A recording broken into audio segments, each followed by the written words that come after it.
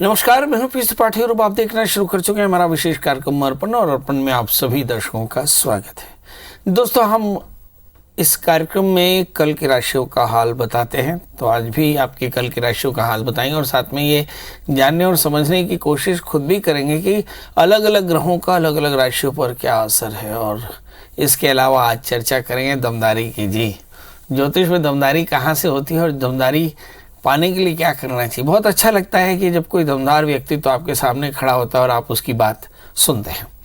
आपको भी ऐसा लगता है कि आप अपनी बात दमदारी से रख सके। अब सवाल यह है कि दमदारी कहाँ से देखी जाती है। तो दमदारी आपके प्रभावशाली व्यक्तित्व का एक हिस्सा होता है। बहुत सारे लोग अपनी बात कह नहीं पाते या अपना विरोध दर्ज नहीं करा पाते, और जबकि वहीं पर आपकी ही बात कोई गंभीरतापूर्वक विरोध दर्ज करा के आपको फायदा भी दिला लेता है।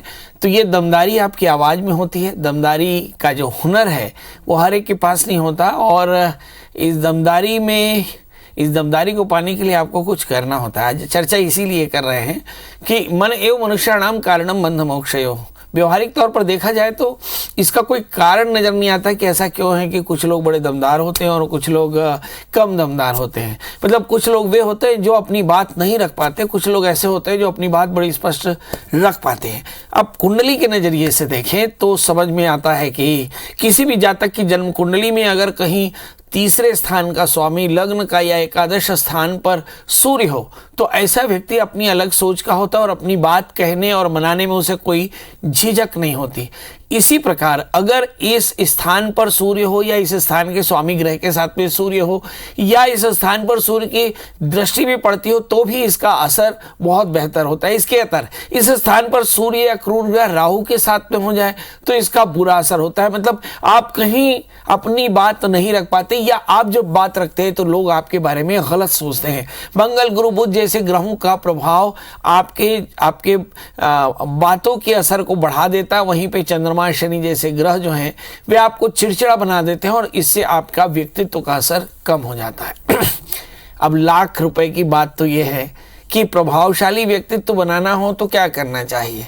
तो भगवान सूर्य की उपासना करनी चाहिए, क्योंकि इस भगवान सूर्य की उपासना से आपके अंतःकरण में गांधीर्य आता है और वही गांधीर्य लोग महसूस करते हैं। तो इसके लिए आदित्य हृदय स्तोत्र का पाठ करना, सूर्य नमस्कार करना। अब भगवान सूर्य के बीज मंत्र ओम घृणी सूर्याय नमः, इस मंत्र का जप करना, गेहूं का दान करना, गाय को मीठी रोटी खिलाना और नियमित रूप से भगवान सूर्य की उपासना करते रहना।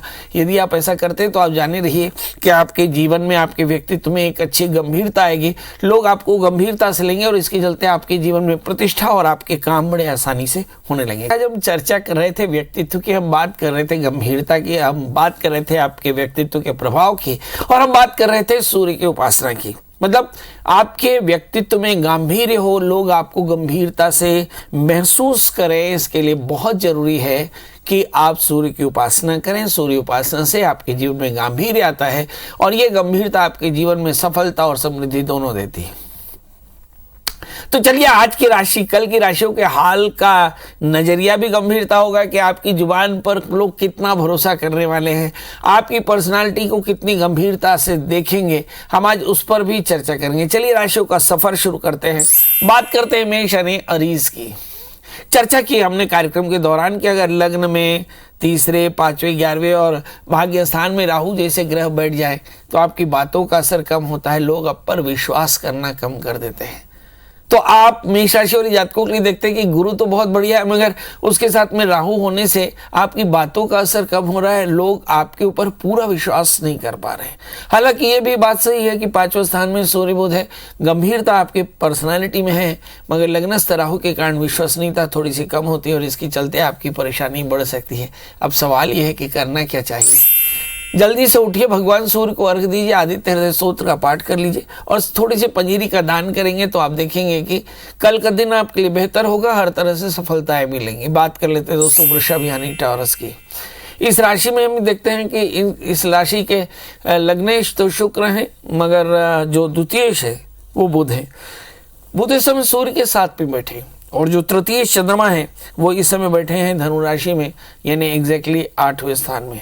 मतलब हम ऐसा मान सकते हैं कि इस बंदे की, इस राशि के जितने भी बंदे हैं वो सभी के सभी कहीं ना कहीं अपने आत्मविश्वास को कम रखेंगे, जिसके चलते बातों का असर आपका कम होने वाला है। मतलब आपको सफलता में काफ़ी संघर्ष करना पड़ेगा सफलता पाने के लिए, क्योंकि आपका तृतीय 8वें स्थान में है। जो आप बोलते हैं वो आपकी आंखें नहीं बोलती हैं। मतलब जो जिस बात को आप जुबान से कह रहे हैं वो आपकी पर्सनालिटी से भी दिखाई पड़ना चाहिए। तृतीय 6ठे स्थान में, इसलिए आप थोड़े से परेशान होंगे। 12वें स्थान में गुरु के साथ में राहु है, तो कहीं ना कहीं खर्च आपको परेशान कर सकता है। कहीं आपके अवसर में थोड़ी सी लीकेजेस दिखाई पड़ती है। अष्टमी 12वें स्थान में है, और जो अवसर मिलेगा भी उसमें काफ़ी भाग दौड़ करनी पड़ेगी।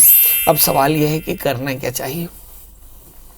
परेशानी तो समझ में आ गई कि 12वें स्थान में राहु है और 6ठे स्थान में चंद्रमा है, और करें तो करें क्या।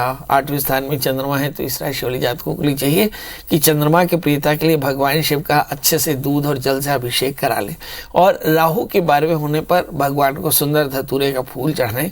तो अब देखेंगे कल का दिन भी आपका बेहतर हो जाएगा। बात कर लेते हैं दोस्तों मिथुन यानी जेमिनी की।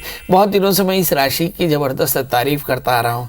क्या मैं आज भी इसकी तारीफ करूँगा? बिल्कुल करूँगा, क्योंकि लग्नेश बुध इस समय तीसरे स्थान में बैठे हैं। जबरदस्त गंभीर आपकी पर्सनालिटी में है। लो सोने पे सुहागा 7वें स्थान में जंद्रमा भी बैठ गया। मतलब कुछ लोग बड़े इमोशनल से होंगे, और मुझे ऐसा लगता है कुछ लोगों की लव लाइफ की शुरुआत कल हो सकती है। मतलब उसके लिए मेंटली प्रिपेयर रहें। जहाँ तक सवाल है कि भाग्य स्थान में शनि है, तो ग्रह भी आपको बहुत साथ दे रहे हैं, अवसर भी है आपके पास में, और इस समय 11वें स्थान में गुरु के साथ में राहु है, तो हवाएं भी इस वक्त आपका साथ दे रही है। मतलब कुल मिलाकर के इस राशि वाले जातकों के लिए खूब मेहनत करनी चाहिए। सफलताएं आपका कदम चूम रही है। अब सवाल यह है कि करें क्या। तो 11वें स्थान में गुरु राहु है, तो आप और ज़िंदगी में बेहतर सफलता के लिए भगवान दत्तात्रेय का कवच का पाठ करने और साथ में भगवान शिव का अभिषेक करके दिन की शुरुआत करें तो कल का दिन बेहतर। बात कर लेते हैं दोस्तों कर्क यानी कैंसर की। बात यहाँ हम कर रहे हैं कि गंभीरता कितनी है। तो कर्क राशि वाले जातकों के लिए लग्न के शुक्र है, थोड़ी एंग्जाइटी हो सकती है। लग्न से शुक्र के कारण जब एंग्जाइटी की बात करते हैं तो समझ लीजिए वाणी की सफलता कम होती नजर आ रही है। हालांकि वाणी के स्थान पर सूर्य बुध एक साथ पे है, मगर हम आपको बता दें कि शब्द से ज़्यादा असर आपकी पर्सनालिटी करती है, मानी बॉडी लैंग्वेज। तो मुझे ऐसा लगता है बॉडी लैंग्वेज पे कहीं एंग्जाइटी दिखाई पड़ सकती है, इसलिए कोशिश करें थोड़ा सा कूल रहें, कॉम रहें। इस समय हम देखते हैं कि दूसरे स्थान में सूर्य बुध पड़े हैं। काफ़ी अच्छी वाणी है, मगर पर्सनालिटी में थोड़ा सा उतावलापन हो सकता है एंग्जाइटी हो, जिसके चलते आपके बनते काम बिगड़ जाए। हालांकि ये भी है कि कर्क राशि वाले जातकों के लिए 8वें स्थान में शनि भी बैठे हैं, जो बताते हैं कि बहुत अच्छा दिन नहीं। काफ़ी सारे दोस्तों का विरोध या फिर खुद लाइफ पार्टनर की सेहत या उनके साथ में कॉन्फ्लिक्ट आपके लिए पैनिक हो सकते हैं। इस राशि में एक अच्छी चीज़ ये है कि इस समय 10वें स्थान में गुरु के साथ में राहु है, तो कुछ बड़ा काम आपका जरूर हो सकता है। इस समय चंद्रमा की स्थिति देखिए, चंद्रमा 6ठे स्थान में बैठे हैं, तो थोड़ी सी हेल्थ को लेकर के सावधान रहने की जरूरत पड़ेगी। सवाल करना क्या चाहिए। तो इस राशि वाले जातकों के लिए एक छोटा सा तरीका तो जो मेरे समझ में आता है कि आप गुरु मंत्रों का जप करें और फिर थोड़े से चने की दाल गुड़ का दान करके दिन की शुरुआत करेंगे तो दिन होगा बेहतर। बात कर लेते हैं दोस्तों सिंह यानी लियो की। वैसे अगर सिंह राशि की बात करें तो ये अपने आप में काफ़ी बैलेंस और स्टेबल राशि है। तो लग्न में सूर्य बुध है, निश्चित तौर पर आप बहुत ज़्यादा प्रभावशाली होंगे। और इस समय अगर हम मंगल दूसरे स्थान में, एनर्जी बहुत ज़्यादा है। तीसरे स्थान में केतु, खूब सारा टैलेंट है, मगर भाग्य स्थान में बृहस्पति के साथ में राहु, मतलब बहुत ज़्यादा उलझन चल रही है और भागदौड़ से आपको अपने लक्ष्य को प्राप्त करने में सहायता मिलेगी। बहरहाल करना क्या चाहिए। तो इस राशि वाले जातकों के लिए सलाह तो बस एक है कि भाई आप भगवान सूर्य को अर्घ दे करके और आदित्य हृदय स्तोत्र का पाठ करें, थोड़े से पंजीरी का दान करके दिन की शुरुआत करेंगे तो दिन बेहतर होगा। बात कर लेते हैं दोस्तों कन्या राशि, ये मेरी राशि है।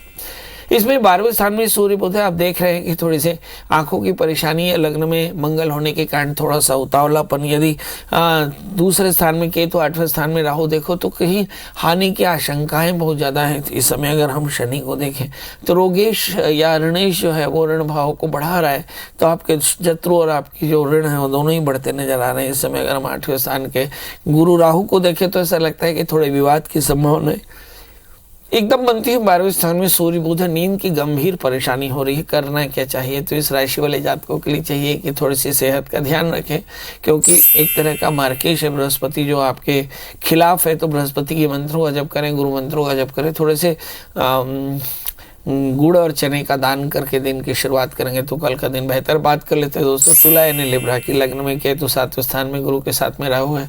आज हम चर्चा कर रहे हैं कि पर्सनालिटी, और पर्सनालिटी के लिए लग्नस्थ केतु माना आपके पास में सफिशिएंट एफर्ट है, मगर तृतीय बृहस्पति 7वें स्थान में। मगर जब आप निर्णय लेने की बारी आएगी तो आप थोड़े से कंफ्यूज हो जाएंगे। जहाँ तक शनि का सवाल है, शनि समय इस राशि वाले जातकों के लिए शनि जो है कुंभ राशि में 5वें स्थान में बैठे, तो निश्चित तौर पर पर्सनालिटी का ये हिस्सा आपके लिए काफ़ी शानदार है। 3 स्थान में चंद्रमा है, तो ऐसा भी कहा जा सकता है कि थोड़ा सा फ्लिकर्ड होंगे। मतलब कुल मिलाकर के पर्सनालिटी की वोट लग रही है, कॉन्फिडेंस की वोट लग रही है, कन्फ्यूज़न काफ़ी पड़ा हुआ है। हालांकि सारी चीज़ें ठीक है, अब सवाल है करना क्या चाहिए। तो भाई देखिए, पर्सनालिटी का जो सबसे अच्छा हिस्सा है वो 3 स्थान का स्वामी है, जो बृहस्पति राहु से आक्रांत होकर 3 स्थान पर पूर्ण दृष्टि रखता है। तो ऐसी स्थिति में आपको चाहिए कि नित्य दत्तात्रेय कवच का पाठ करके और दिन की शुरुआत करेंगे तो कल का दिन बेहतर। बात कर लेते हैं दोस्तों वृश्चिक यानी स्कॉर्पियो की। लगातार ही मैं कहता हूँ कि इस राशि पर हर देश के हर नागरिक को, इस देश के नागरिक हर नागरिक को इस राशि पर थोड़ी सी नज़र रखनी चाहिए। इस राशि का हाल क्या है? देखिए कि लग्नेश मंगल है। लग्नेश मंगल इसमें 11वें स्थान में लाभ की स्थिति है। इस समय चतुर्थे स्वग्रही है। वाहन बदलने की बड़ी कामना है, मगर थोड़ा सा बजट ठीक नहीं है। धन स्थान में मंगल पड़े हैं तो मुझे ऐसा लगता है कि संपत्ति के योग दिखाई पड़ते हैं। इस समय चौथे स्थान का शनि है। परिवार के साथ में कुछ बड़ी यात्राएं हो सकती है। 6ठे स्थान में बृहस्पति गुरु के साथ में राहु के साथ में बैठे हैं, तो ऐसा लगता है पेट की तकलीफ या संतान को लेकर थोड़ी चिंता हो सकती है। भाग्य स्थान में पड़े हुए जो शुक्र है वो बताते हैं कि सब कुछ के बाद भी आपकी मनोकामनाएं पूर्ण होती रहेंगी, मगर आपको काफ़ी हार्डवर्क करना पड़ेगा। क्या करना चाहिए भाई? अब वृश्चिक राशि वाले जातकों के लिए तो बस एक ही काम है कि आप नियमित रूप से दुर्गा स्तुति का पाठ करें तो आपको फायदा। बात कर लेते हो दोस्तों धनु यानी सिस्टेरियंस के अगले। अष्टमेश लग्न में बैठा हो बहुत बढ़िया, और लग्नेश चौथे स्थान में बैठा हो बहुत बढ़िया। इन्हें पेट की तकलीफ हो सकती है, भ्रम की स्थिति थोड़ी ज़्यादा, निर्णय लेने में थोड़ी सी परेशानी हो सकती है, स्वभाव में अहंकार आपके लिए पैनिक हो सकता है। और 8वें स्थान का शुक्र स्थान परिवर्तन करके भागदौड़ करके कुछ बड़े आय अर्जित करने में आपको सफलता दिला सकते हैं। सवाल यह करना क्या चाहिए? तो इस राशि वाले जातकों के लिए देखते हैं कि जैसे चंद्रमा भी राहु से आक्रांत है, और चंद्रमा कहीं बृहस्पति भी लग्नेश होकर के राहु के साथ में बैठे हैं। ऐसा लगता है कि थोड़ा हेल्थ के इशू या थोड़े डिसीजन के इश्यूज हैं। तो आपको चाहिए कि एकदम चित्त की एकाग्रता के लिए, निर्णय के बढ़िया होने के लिए आप ओम नमः शिवाय इस मंत्र का जप करें, भगवान शिव का अभिषेक करके दिन की शुरुआत करेंगे तो कल का दिन बेहतर होगा। अब बात कर लेते हैं दोस्तों मकर यानी कैप्रिकॉर्न्स की। इस राशि में भी देखें कि लग्नेश शनि धन स्थान में बैठे, मतलब बात धन से ही शुरू होगी। वाणी पर भी शनि बैठा है, इसका मतलब है कि बहुत ज़्यादा ब्लंट बोलना आपके लिए पैनिक हो सकता है। चौथे स्थान में बृहस्पति के साथ में राहु, पेट की तकलीफ हो सकती है। 7वें स्थान में शुक्र, दोस्तों का साथ मिलेगा, बहुत अच्छा करेंगे। क्या करें? गुरु राहु के मंत्रों के जप के साथ दिन की शुरुआत करेंगे तो दिन बेहतर। अब बात कर लेते हैं कुंभ यानी एक्वेरियंस की। हम देखते हैं कि लग्न का शनि जो है आपके लिए काफ़ी ज़्यादा जस्टिफाइड बनाता है। दूसरे स्थान में गुरु के साथ में, 8वें स्थान में केतु, स्थान परिवर्तन के योग बड़े दिखाई पड़ते हैं, मगर कमर का दर्द या यात्राओं में परेशानी की संभावनाओं से बिल्कुल भी इनकार नहीं। केतु के मंत्र का जप करेंगे, गाय को गुड़ और रोटी खिलाकर दिन की शुरुआत करेंगे तो दिन बेहतर। अब बात कर लेते हैं दोस्तों मीन ने पाइशंस के। लग्नेश बृहस्पति धन स्थान में, 8वें स्थान में केतु, स्थान के परिवर्तन की संभावनाएं यहाँ भी थोड़ी सी ज़्यादा दिखाई पड़ती है। दूसरे स्थान में राहु, सांपत्तिक विवाद की संभावनाएं यहाँ दिखाई पड़ती हैं। 5वें स्थान में शुक्र है, तो कहीं दोस्तों का साथ मिलेगा, संतान को लेकर कुछ बड़ा निर्णय कर सकते हैं। 6ठे स्थान में सूर्य, बहुत सब प्रकार के शत्रु बाधा से मुक्ति मिलेगी। क्या करना चाहिए? जल्दी से उठें, भगवान सूर्य को अर्घ देकर के दिन की शुरुआत करें तो दिन होगा बेहतर। तो दोस्तों ये तो था मेष लेकर मीन का हाल। कर हम फिर मिलेंगे किसी नए विषय के साथ, तब तक मुझे दी इजाजत। नमस्कार।